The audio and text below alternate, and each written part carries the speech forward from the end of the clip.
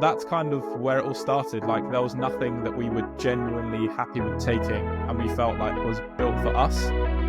So from there, we just started exploring it. Welcome to actually episode 1 of Building Regime, which is basically just a place where Hamish and I are going to come every week to just document the journey of building the hydration brand that we are, called Regime, from scratch.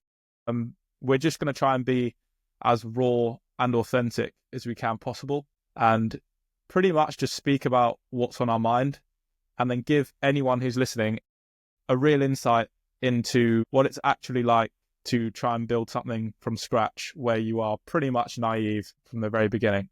So I think just to start with, it'll be good to update people for the 20th time, because we've gone at this a few times, on sort of where we are in the project. I think where that is, we are creating an electrolyte and we're at the R&D stage now. So we've got the powder formulation done. That was done by a formulation scientist, which was really cool and insightful to work with someone who actually knows what they're doing when it comes to dosages.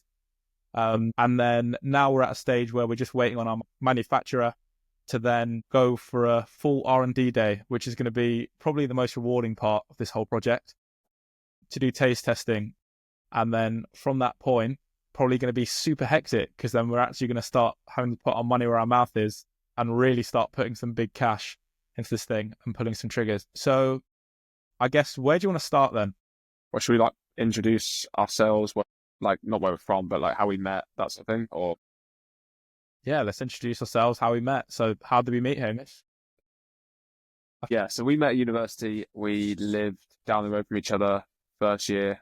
We then moved in next to each other, which is probably where we got to know each other best, I think, for that period. Always been good mates throughout the whole of uni. And then after this, obviously, stayed in contact, always talking about different ways and things we could start. Yeah, I think we've both just always been interested in businesses, startups and things. And yeah, I think that this idea has come through a mix of conversations and really trying to pursue something that we enjoy doing day to day. Yeah, I think it's just been a case of me and you. I think we're very passionate about health, well-being, and we can genuinely see ourselves being in the space. Yeah, I want to do something within it.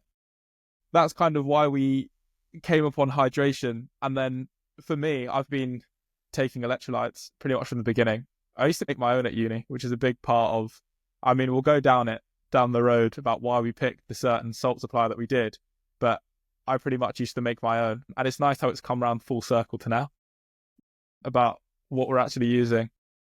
But there just wasn't anything on the market that we were genuinely happy with.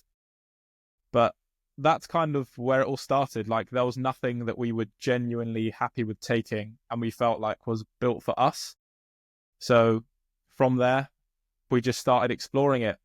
I think that's actually a really interesting one. So how do people then, Hamish, go from having a loose idea of what you want to do to then actually sitting down and doing it? God, I think, the way we started was literally, we had lots of ideas and didn't really do a lot. And I think that's what most people do, or at least from people I've spoken to and people I know, people have a lot of things like, oh, we should do something, or, we've got to start a side hustle or whatever it is.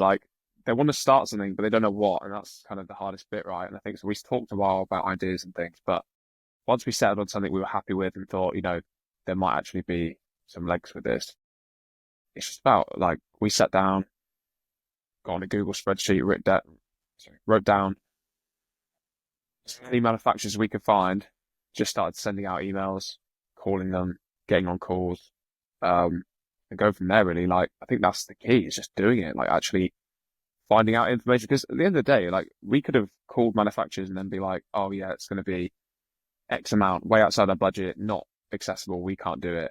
And then that would have been okay, all right, fair enough, we know now that we can either go down a different avenue or not bother or try something else or whatever. I think you just don't know until you actually find out more. I think, I certainly thought it would be harder to get on calls with these manufacturers, harder to talk to certain people and really get more knowledge. Whereas actually a lot of people are willing to help, and a lot of people, obviously the manufacturers want your business, but they were willing to help. A lot of people were willing to help us and give us information. And the more calls you go on, the more people you talk to, the more you know about what you actually want and what you're looking for, and kind of lingo they use, if you like. So yeah, I think the key is just trying it, emailing people, speaking to people, and just researching or going deeper into the idea rather than just talking about hypotheticals and procrastinating, because that's so easy to do. We definitely did it for a while. It's quite easy for us to like sit there and say that now, but like if I think back to how it actually felt at the time, it almost feels like you're kind of wasting your time as you're doing it, but then you're just doing it anyway. Because really, like you're committing all this time to something where you just have no clue what you're doing. Yeah, literally. I was going to say, the first question I wrote down, obviously, when we were going into those calls was like, what's the MOQ? Because like, or which is the minimum order quantity, or the minimum order value, which is obviously like how much money you have to spend in order to like go forward with them. And that's all we really wanted to know at the start, because it's like, well, can we afford to actually produce a product, and what's the cost involved? So then because now we know how much it's going to cost. So if you knew that at the start, would you think you would have gone down the route? It would have put me off, for sure.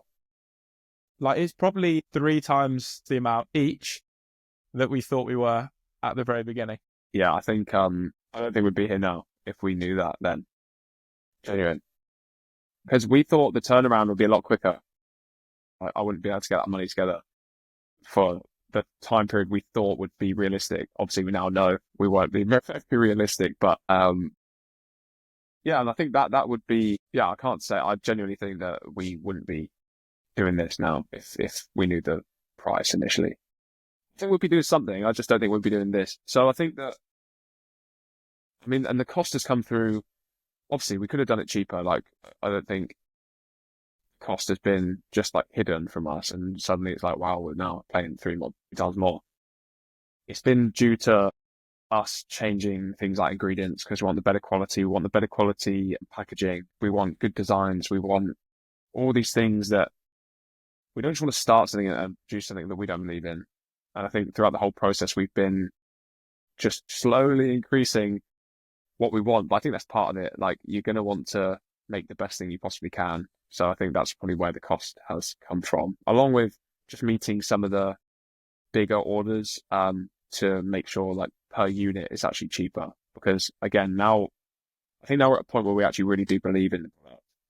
I think we can see it, going through a first run, going through a second run. And so having a bit of like excess packaging is not the end of the world. Whereas obviously initially when you look into it, it's all MOQ, or what's the minimum? Let's just test it and see if it works. But now look around us, man. We're sat around with lights above our heads here, running a podcast. Like, this was never on the cards from the get-go. Like, it's mad. I think that's the key though, of like just getting going, even if it seems a bit blind, because you're just never going to know like the true cost of doing what you want to do until you do it. Because how can you?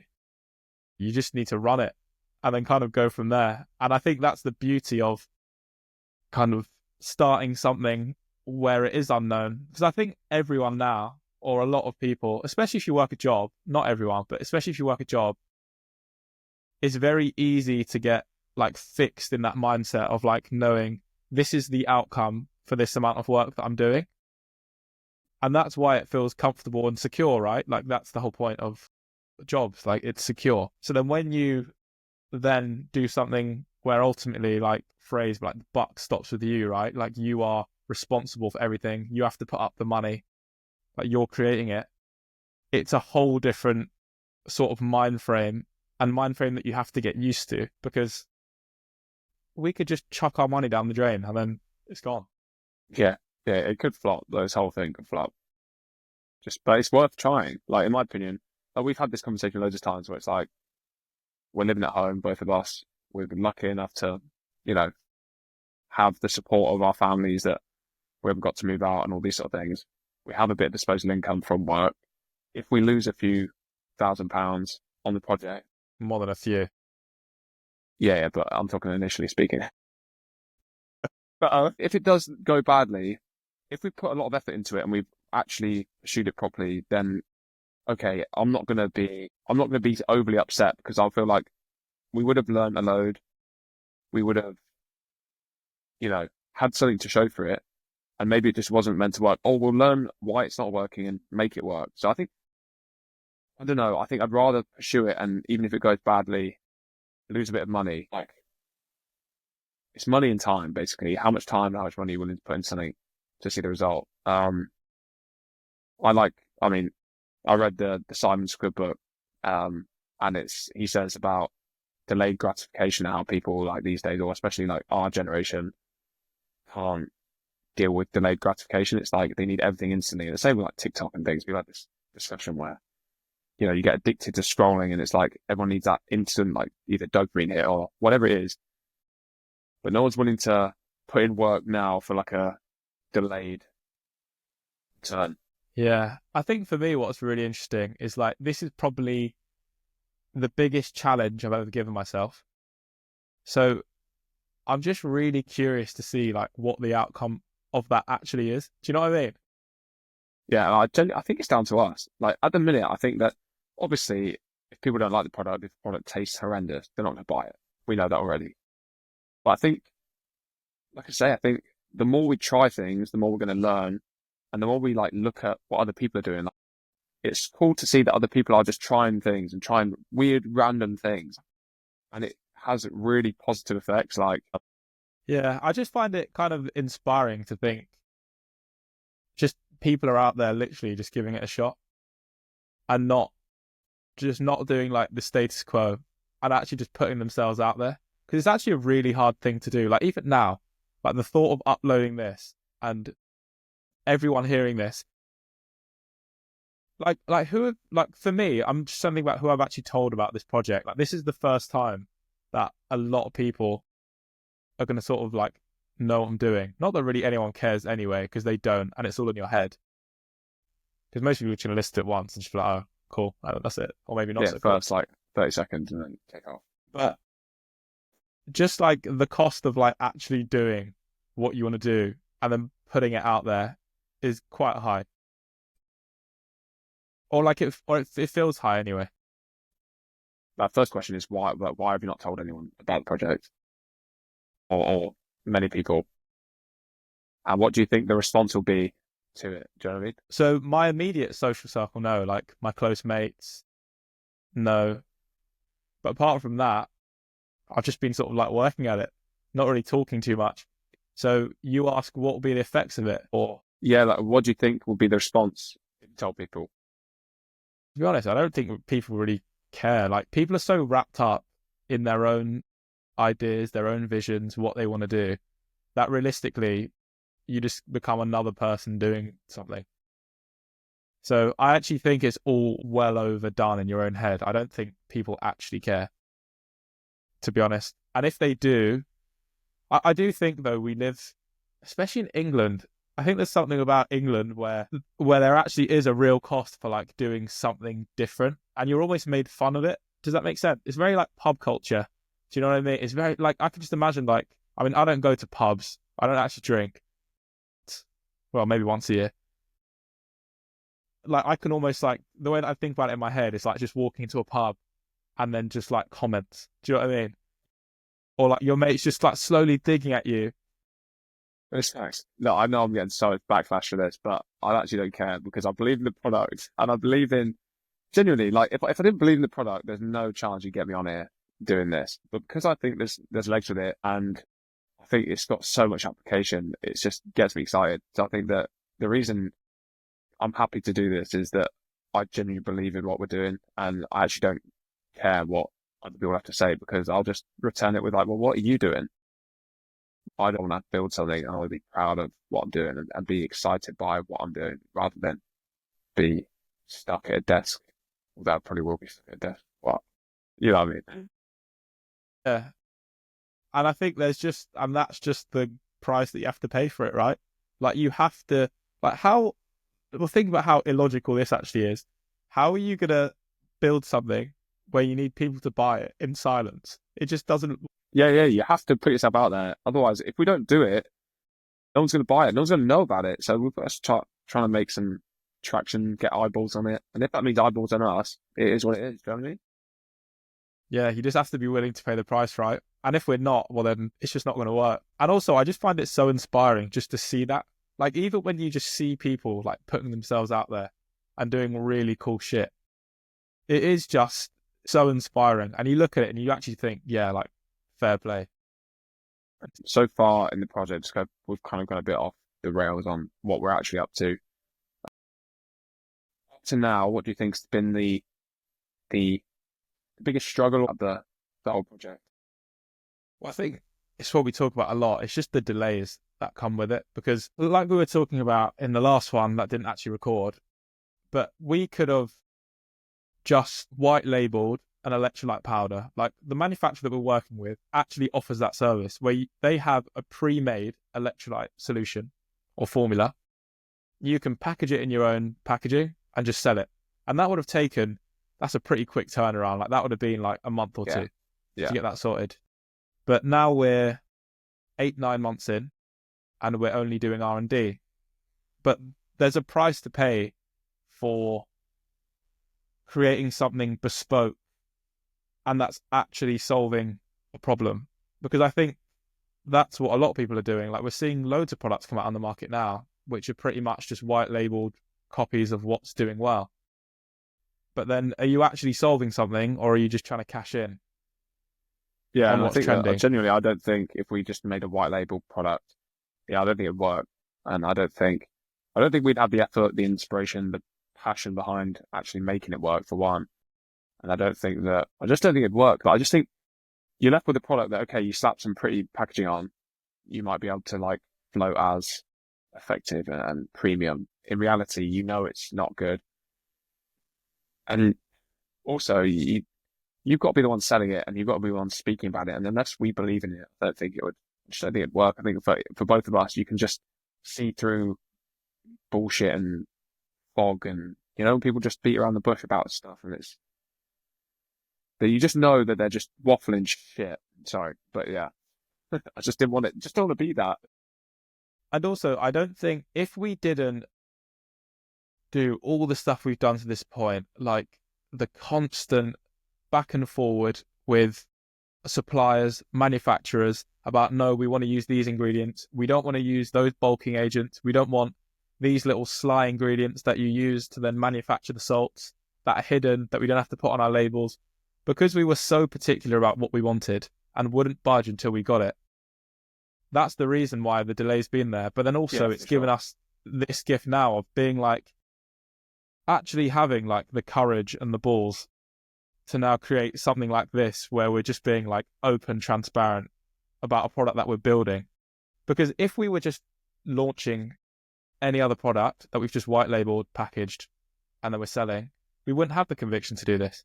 Yeah, for sure. And that's what I mean. You've got to believe in it to be able to push it and be able to talk about it and be able to be proud of it. I think being proud of it's a real big key. Otherwise, you wouldn't catch me doing this. There's no way. Absolutely no way. Yeah. I think that's actually another like big concern I've had this whole time, was actually not you as a bloke or like a mate, but it's what your commitment actually would be to like doing this. Because yeah, it is a bit mad really, isn't it? Like, we're putting a whole load of money, a whole load of effort, spending all of this time doing this thing. And what's always been in the back of my mind is, how far is Hamish actually going to go with it? Do you know what I mean? It's the same each way. And I'm like, at what point, because obviously, like we talked about the cost earlier, as the cost slowly increases, I'm like, so it's getting intense now. Like, at what point is either of us going to fold, or are we just in? And I think now we're past the point of folding. I think we're just all in. We can't fold, because if we fold now, we've lost quite a lot of money. And time. So, and time. Like, yeah, it's like you're past that point of return. Like, you have to see it through.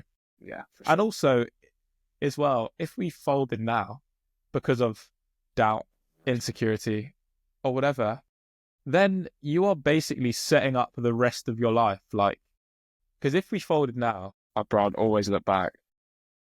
Always. Yeah, when are you going to ever have the courage to do anything? Because for us now, the stakes are as low as they'll ever be. They'll never be lower than now. Like, because if we were, say we skip on 10 years, fortunate enough to whatever, be married, have kids, maybe a mortgage, whatever, and we were trying to do this and we lost this amount of money and time, it would be an issue because you've lost time with your kids. You've lost all of the money that comes with it that you could have spent on whatever else. Plus, it's unlikely you've got as much disposable income then to be able to afford to lose it, essentially. But for us now, it's just a case of it's not that big a deal.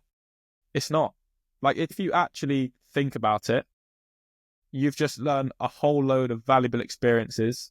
You've built up more of a courage muscle, and you'll be a lot stronger to do anything else. And I think even just like building up, you know what, even if the lesson that comes from this, right, is like, even if you can come away and just say, I've committed to something, and you felt the burn of what it actually is to lose all this money, all this time, and you realize that you'll actually be fine after it, I think even that life experience is worth it, honestly. I think you'll go again, genuinely. I think it's 23. past the point of, exactly. If it does fail and it does flop, then I think, like I say, we'll learn from it. And I think that there's only going to be like a certain thing that can happen if it just fully flops. We don't sell a thing.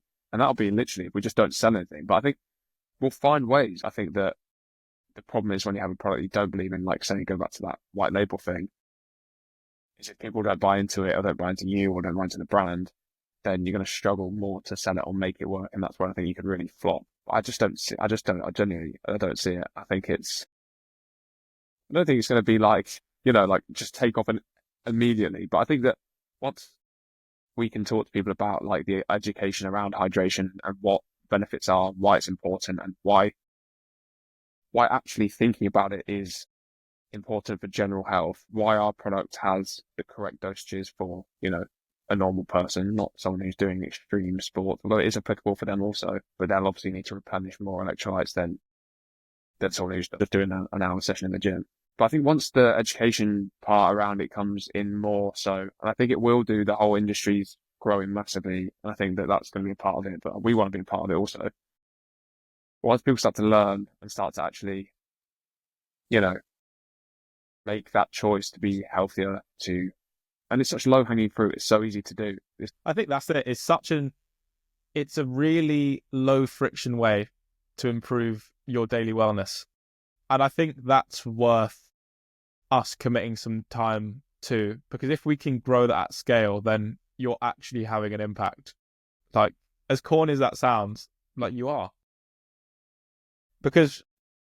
And that's another reason why, again, we're even doing this whole like podcast thing, because we want to kind of just display and show that, like, yes, there are going to be delays and there are going to be all these hurdles that come with actually trying to do what you feel like is the right thing and trying to create the best product possible. Because again, we could have so easily just packaged some white labeled cheap formula and then sold it and then said we were doing this, which is the problem with, well, to be honest, the whole supplement industry mostly, is that you shout about the product like it's gold standard, but really it's not.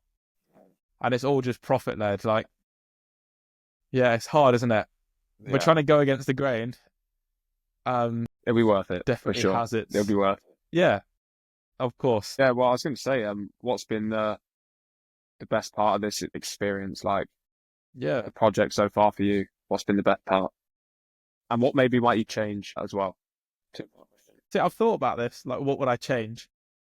And there's definitely things that we've done that I would have done differently and in different stages. For example, we did all of our designs and started working with a graphic designer for like our packaging, our boxes, etc., before we even had the product itself. So obviously that wasn't going to work because we didn't know the density of the product. So then we couldn't figure out the dimensions of the sachets, all these things. And that actually ended up losing us a decent whack of cash, right? But then again, it's like, obviously, when we launch another product or whatever it is, we're not going to make that same mistake again. It's like, of course not. But then also, if we wouldn't have made that mistake, we probably wouldn't have done anything, because at the start, you are just like a headless chicken. Like, you're just trying to get the product moving forward. And I think just the more you experience, the more you do, the more competent and knowledgeable you become. And there's no real way around that. Like, if we were trying to start this whole project from start to finish, completely clear cut, as efficient as possible. That's just impossible. When you're naive and you have no clue what you're doing, it's just not going to happen. So you just have to be just open and willing to like ride it out and just take it on the chin, because we're going to make a whole load more mistakes. That won't be the worst one we make. Like, there's no way. So what's the highlight so far then? Highlight so far, for me, it's just been, actually, this has been the highlight. Again, mentioned it on the previous one, but it's been, obviously, at the moment, Hamish and I are working with a copywriter. So someone who's helping us with how we talk about the brand, the positioning, all these different things. And what Hamish and I actually did at the start was, she asked us to basically write down, well, we created a 20-page massive Google Doc about us, the brand, what we're trying to produce, all the typical things that you would. And I remember when she collated it and sent back this first document, and it was about 10 pages long. And I remember just reading through it. And it wasn't there, obviously, because you're going to refine it over time. But the amount of excitement I felt was incredible. And to set the scene, I was literally sitting in my car after the gym, stinking, on my laptop. And I was just sitting there. And I've never, ever probably been that excited for something before. So that was a pretty special moment. What about you? Yeah, mine was similar. I got pretty excited over that. It's just cool, like, seeing something. Like, when we created that document initially, it was obviously very amateur, probably the best way to put it. We knew what we wanted to sort of achieve and how we wanted to speak. And obviously that whole process anyway was a bit premature, I think. But anyway, seeing something that comes back as professional as it did, I thought, like, wow, I'm actually like creating something crazy. And now, like, stepping back and looking at it, it's like, it's not that big a deal, but at the time it felt like a huge deal. But my best bit of this whole project or process so far was when we got the designs through. Although, again, we did that too early again, but seeing the initial designs and seeing like our actual vision come somewhat to life. Yeah, I remember being on that call and just being like, holy fuck, this is sick. And I think, again, we're going forward with some of the designs from there, and we're slightly tweaking them now because we're a bit more clear on what we want and how the packaging is going to lay out. But that's just come through time of, R&D or going forward with R&D, knowing what we need to put on the labels and all this sort of stuff. Yeah, but that was the point where I thought, this is cool.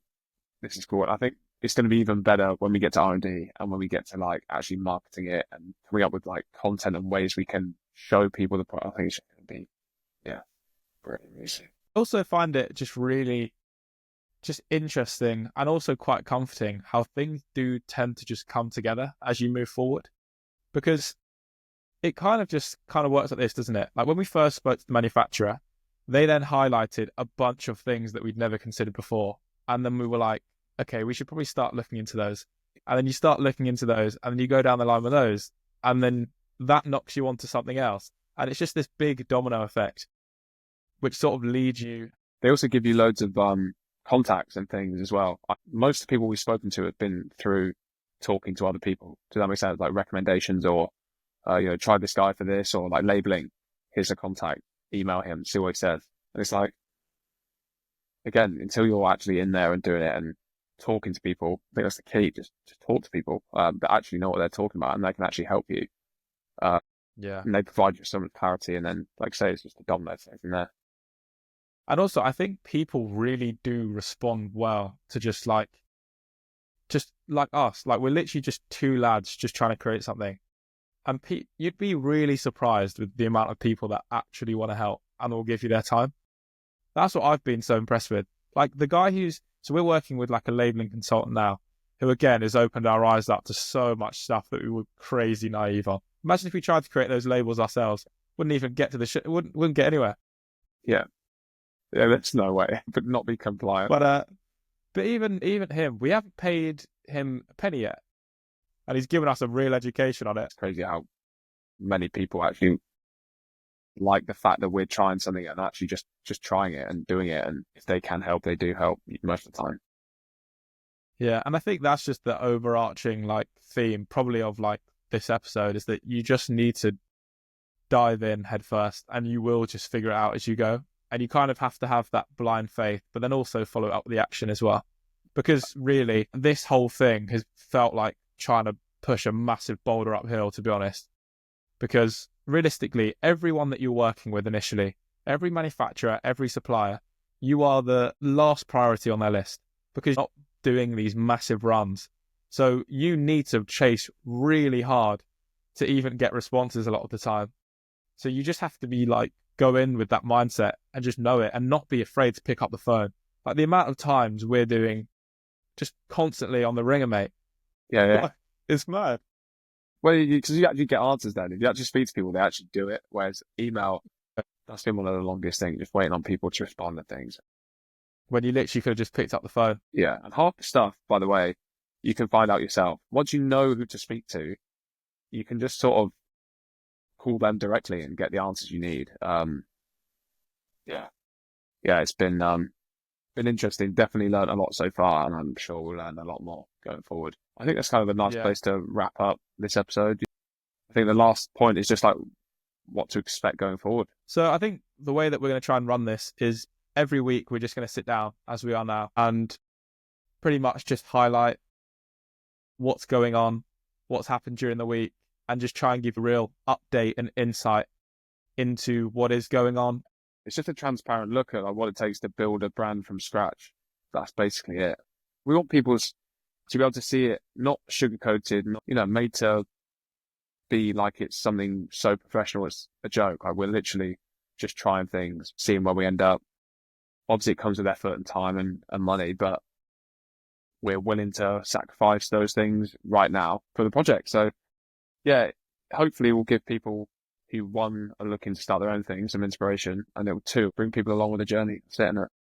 I think also it would just be amazing to get the buy-in from potential people who are going to follow us through the whole way, and then kind of bring people along on a journey with us. Because I think that's what creates those. Because when you talk about building a brand, it's just really like a cluster of emotions that you've had from when you've interacted with it. So it'll be amazing to just really bring a group of people through all the way until we launch, and then keep doing that as we go. And how amazing would it be to just build a community where the products are actually built off of the people that are buying our products? Cool. Yeah. It gives a platform to do all of that. But yeah, it's exciting stuff. So then, in terms of where else you can find us, obviously across Instagram and TikTok, which is where we're going to be uploading a lot more of the R&D day we've got coming up. We're going to document the whole thing, give you everyone a real insight into it. So that's at Drink Regime for both Instagram and TikTok. And then obviously here on the podcast at Building Regime. So I think that's a great place to end it. Been a good chat. And we'll go again next week. See you next week.